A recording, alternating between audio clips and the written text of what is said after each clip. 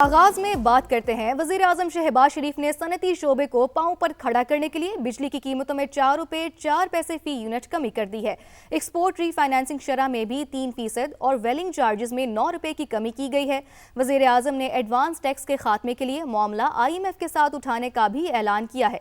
इस तमाम तर सूरत हाल पर बात करने के लिए हमारे साथ मौजूद हैं चेयरमैन निशात चूनिया लिमिटेड शहजाद सलीम साहब। शहजाद साहब, बहुत शुक्रिया समा को अपना कीमती वक्त देने का। ये कहिएगा कि हुकूमत ने सनतों के लिए बिजली की कीमत 4 रुपए 4 पैसे कम कर दी है, इससे कितना फायदा होगा? और दूसरा ये भी बताइएगा कि इसके अलावा इंडस्ट्री को क्या मसाइल दरपेश हैं जिसके हल के लिए हुकूमत को काम करने चाहिए? तो ये अच्छा गवर्नमेंट ने स्टेप लिया है। बेसिकली गवर्नमेंट ने क्रॉस सब्सिडी ख़त्म की है, जो मेरी अंडरस्टैंडिंग है, जो कि इंडस्ट्रियल टैरिफ में एक एलिमेंट वो था जो कि जिन लोगों को टैरिफ से कम बिजली बेची जा रही थी तो उनकी सब्सिडी जो है वो इंडस्ट्री के टैरिफ में थी।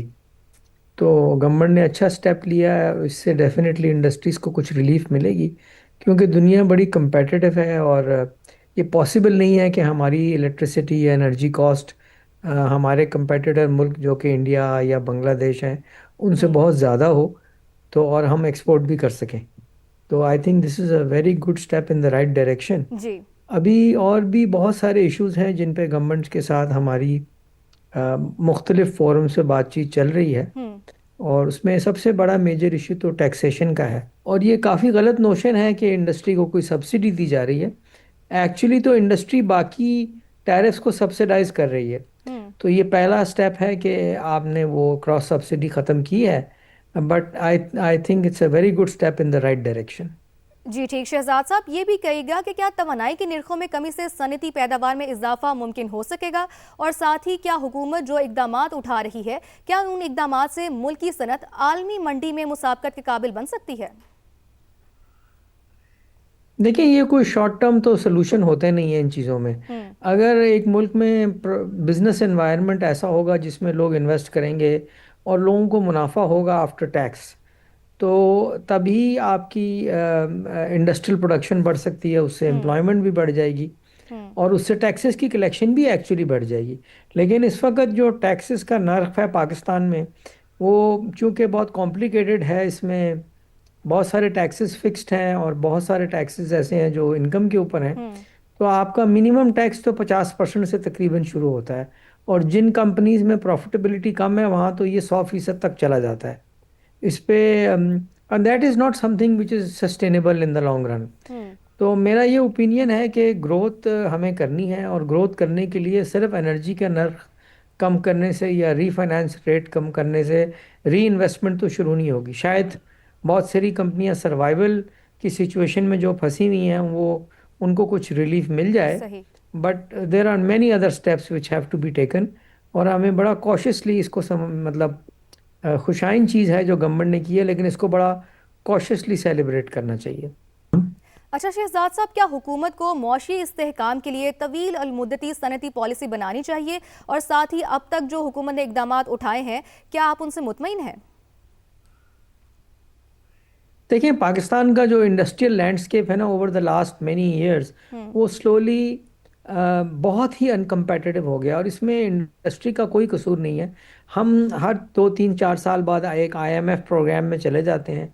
बहुत सारे सेक्टर्स ऐसे हैं जहाँ टैक्सेशन का रेट बहुत कम है, एग्रीकल्चर पे कोई टैक्स ही नहीं है। हम्म। इसी तरह रियल स्टेट की आम मद में या स्टॉक एक्सचेंज की मद में या प्रॉपर्टी बिजनेसेस में टैक्सेस बहुत कम हैं।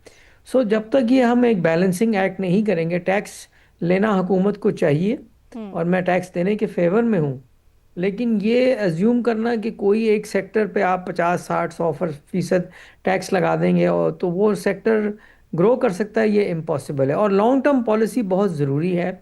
जो जी। लॉन्ग टर्म पॉलिसी डिबेट हो, ट्रांसपेरेंट हो, उसका ऐलान हो, और वो कम से कम 5 10 साल के लिए हो। ये सही। जो पैनिक में अब हम बहुत सारे फैसले कर रहे हैं, ठीक है, ये सिचुएशन बहुत ज़्यादा ख़राब हो चुकी है, बट लॉन्ग टर्म पॉलिसी के अलावा अनफॉर्चुनेटली कोई ऑप्शन नहीं है फॉर ग्रोथ। जी बिल्कुल। अच्छा ये कहेगा कि बिजली की कीमत में कमी से सनती लागत कम होने का फायदा आम सारिफ को कब मुंतकिल होगा? और क्या इसके हवाले से भी कोई इकदाम किए जाने चाहिए? सारिफ का तो टैरिफ पहले ही बहुत कम है। हम्म। अगर आप देखें तो पाकिस्तान में कुछ 13 डिफरेंट स्लैब्स हैं टैरिफ के, और उसमें जो लाइफलाइन कंज्यूमर है उसका टैरिफ तो इंडिया और बांग्लादेश के मुकाबले में शायद आधा भी नहीं है पाकिस्तान में। तो ऑलरेडी ये टैरिफ बहुत कम है। एक्चुअली जो प्रॉब्लम है पावर सेक्टर की वो बहुत कॉम्प्लिकेटेड है। उसमें आपके कैपेसिटी यूटिलाइजेशन बहुत कम है जिससे टैरिफ बढ़ रहा है, और वो हाई टैरिफ की वजह से कैपेसिटी यूटिलाइजेशन कम है। लोग सोलर में इन्वेस्ट कर रहे हैं, बैटरी बैंक्स में इन्वेस्ट कर रहे हैं।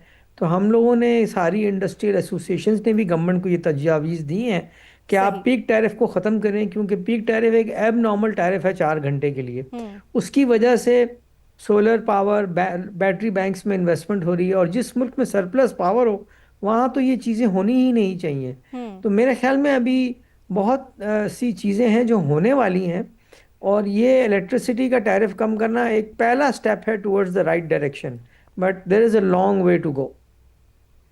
अच्छा शहजाद साहब, ये बताइएगा कि छोटी सनतों के फ़रोग के लिए हुकूमत को क्या इकदाम करने चाहिए, और साथ ही कौन सी सहूलियात फराहम करनी चाहिए कि ये जो सेक्टर है वो मईशत में मौसर किरदार अदा कर सके। ये छोटी और बड़ी सनत का इशू ही नहीं हम्म। है। इश्यूज तो सबके सेम है, चाहे छोटी सनत हो चाहे बड़ी हो। Taxation is now the number 1 problem. Energy cost is the number 2 problem. फिर कॉस्ट ऑफ डूइंग बिजनेस, आपकी लेबर कॉस्ट, कंप्लायंस कॉस्ट, बहुत सारी चीज़ें हैं जो कि दोनों को इफ़ेक्ट करती हैं, चाहे वो हम्म। बड़ी सनत हो चाहे छोटी सनत हो। और छोटी सनत के लिए तो और भी ज़रूरी है कि paper work, bureaucracy, involvement of the government agencies in small businesses hmm. बहुत एक लिमिटेड अंदाज में होना चाहिए ये काम। सही। Let them become a suitable size, जिसके बाद आप उन पे कंप्लायंस का बोझ ज़्यादा डालें। हम्म। तो मेरी ओपिनियन में 80-90% तो इश्यूज कॉमन है, चाहे वो छोटी सनत हो या बड़ी सनत हो। वो छोटी सनतों के लिए बस ये बहुत ज़रूरी है कि उनके लिए पेपर वर्क और उनकी जो फैसिलिटेशन है वो बहुत एक आसान तरीके से हो, अदरवाइज उनके हम्म। लिए इतनी कॉस्ट बेयर करना इम्पॉसिबल है to handle so many things at one point in time. जी सही। अच्छा, अब बात करते हैं महंगाई में कमी और मौशी सूरत हाल बेहतर होने के बावजूद हुकूमत सरमायाकारों का शरह सूद सिंगल डिजिट में लाने का जो मुतालबा है उसे बार बार नज़रअंदाज कर रही है। इसको आप कैसे देखते हैं? फ्रैंकली स्पीकिंग मुझे तो इसकी लॉजिक समझ में नहीं आ रही कि हम्म। ये क्यों कर रही है गवर्नमेंट। क्योंकि इनके ख्याल में इन्फ्लेशन हो जाएगी। पाकिस्तान की तो एक कंट्रोल्ड इकॉनमी है। अगर हम्म। आपको इन बहुत हाइपर इन्फ्लेशन का ख़तरा है तो there are other ways and means of handling that. एक तरफ से हम कहते हैं कि शरह सूद हमने रखनी है 10 या 5% पे। दूसरी तरफ हम कह रहे हैं कि इन्फ्लेशन 4-5% हो गई है। तो हम्म। ये तो पॉसिबल ही नहीं है। जिस सिचुएशन को हम डिले करते जा रहे हैं, इवेंचुअली इसका इम्पैक्ट तो आपकी एक्सपोर्ट्स पे 100% पड़ेगा। और ये मेरी समझ से कासर है कि ये क्या लॉजिक है जिसमें ये इंटरेस्ट रेट्स को अभी भी डबल डिजिट्स में रखा हुआ है इन्होंने। सही। अच्छा शहजाद साहब, वज़ीर आज़म ने एडवांस टैक्स के खात्मे के लिए IMF से बात करने का ऐलान किया है। अगर हुकूमत IMF को एडवांस टैक्स के खात्मे पर मना लेती है तो उसके क्या मस्बत असरात सामने आएंगे? देखिए, बात ये है, एक पेशेंट अस्पताल में है, आप कह रहे हैं उसको ग्लूकोज का टीका चाहिए, तो अगर IMF मान गई तो हम्म। ग्लूकोज का टीका लगा देंगे। तो ग्लूकोज का टीका लगा देंगे तो वो 100 मीटर की रेस था ना, वो शायद अपने पैर पे खड़ा हो जाएगा। हम्म। तो मतलब ये एडवांस टैक्स की लॉजिक क्या है, मुझे तो ये समझ नहीं आता। टैक्स रिजीम, अगर ने लोगों को कह दिया कि आपका पहले ही हमने डिसाइड कर दिया है कि आपका इतना मुनाफा होगा और उसमें से पहले ही हम टैक्स ले लेंगे, हम्म। तो इसकी क्या मिसाल है दुनिया में। तो मेरे ख्याल में ये तो अब चीज़ें अगर नहीं करेंगे तो फिर इंडस्ट्री बंद होगी। टैक्स कलेक्शन पे ऑलरेडी इम्पैक्ट आना शुरू हो गया because of high tax collection, hmm. High tax rates. और नेक्स्ट स्टेप में इंडस्ट्रियल क्लोजर होगा तो और आपका टैक्स कलेक्ट होना बंद हो जाएगा। वो कहते हैं ना, जो मुर्गी अंडा देती है उसको ज़िबा नहीं करना चाहिए। हम्म। तो ये तो बड़ा क्लियर मैसेज है, जब तक हमारी इकोनॉमी एक सेहतमंद इकोनॉमी नहीं बनेगी और बिजनेसेस फ्लरिश नहीं करेंगे तो आप ज़बरदस्ती टैक्स कितना अरसा ले लेंगे, फिर कारोबार ही बंद हो जाएगा। बिल्कुल सही। अच्छा, सरमायाकार जो हैं वो सेल्स टैक्स और दीगर महसूलात में भी रिलीफ चाहते हैं। हुकूमत इन मुतालबात को कैसे देखती है और उसे क्या इकदाम करने चाहिए? सरमायादार कोई सेल्स टैक्स में रिलीफ नहीं मांग रहे। हम्म। वो तो सिर्फ ये कह रहे हैं कि sales tax is a pass through tax होता है, और जो एक्सपोर्टर हैं वो कहते हैं अगर आपने हमसे सेल्स टैक्स लेना है तो ज़रूर ले लें, लेकिन हमें इमीडिएटली रिफंड करें, बिकॉज वो एक चीज़ एक्सपोर्ट हो चुकी है, तो वो रिलीफ नहीं मांग रहे। और वो एक्सपोर्ट रिफंड तो गवर्नमेंट भी देने के लिए तैयार है, क्योंकि ये बिल्कुल। तो पूरी दुनिया में यही निज़ाम होता है कि सेल्स टैक्स जो प्रोडक्ट एक्सपोर्ट हो जाता है उस पर रिफंड कर दिया जाता है, बिकॉज ये सिर्फ लोकल कंज्यूमर के लिए होता है। लेकिन चूंकि चेन में डॉक्यूमेंटेशन को इन्होंने बराबर रखना होता है, इसलिए वो हर एक पे सेल्स टैक्स चार्ज करते हैं। तो रिलीफ कोई नहीं मांग रहा, वो तो सिर्फ ये कह रहे हैं कि आप हमें टाइम पे रिफंड कर दें। अगर आप 50 से 100% टैक्स लगा देंगे तो आप लगा सकते हैं, हम हुकूमत है, लेकिन उसके बाद फिर कौन इन्वेस्टमेंट करेगा पाकिस्तान में? आईएमएफ को भी जाके समझाना चाहिए, क्योंकि ये टारगेट्स मीट करने के लिए लेफ्ट राइट सेंटर टैक्सेस लगाने से इकोनॉमी तो ग्रो नहीं हो सकती, तबाह अलबत्ता ज़रूर हो सकती है। जी बिल्कुल शहजाद साहब, आखिर में ये बताइएगा कि रुपए की जो गिरती हुई कदर है उससे मुल्क की बरामदात, दरामदी लागत और साथ ही मजमूई मौशी तवाजुन पर मनफी असरात मुरतब होते हैं। हुकूमत को रुपए की कदर को मुस्तहकम रखने के लिए क्या हिकमत अमली अपनानी चाहिए?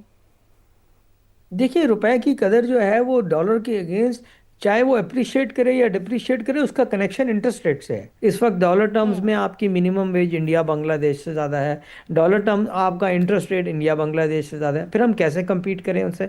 और वहाँ पर मरात गवर्नमेंट उल्टा सब्सिडीज दे रही है, यहाँ पर उल्टा टैक्सेस लगा रही है। तो ये तो एक क्लियर रियलाइजेशन है।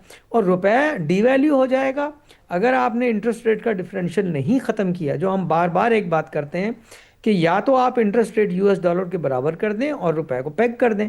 हांगकांग डॉलर पैक्ड है यूएस डॉलर के साथ, यूएई का दिरहम है ये भी पैक्ड है। पिछले 20 साल में उनके और यूएस डॉलर के इंटरेस्ट रेट में कोई फ़र्क नहीं है। पाकिस्तान में 8% का फ़र्क है, लेकिन हम एक्सपेक्ट करते हैं कि ये करेंसी जो है वो यूएस डॉलर के साथ पैक्ड रहेगी। तो ये मैथमेटिकली इम्पॉसिबल है। ये तो फाइनेंस की अंडरस्टैंडिंग में ना पहले कभी हुआ है ना अब होगा। जितना इसको रोकेंगे उतना ही जाके ये एक दिन इकट्ठा 10-20% डिवैल्यू हो जाएगा। सो या आप रुपए की वैल्यू को अगर स्टेबल रखना चाहते हैं तो फिर तो आपके पास एक ही ऑप्शन है कि आपको इंटरेस्ट रेट भी यूएस डॉलर के बराबर करने पड़ेंगे।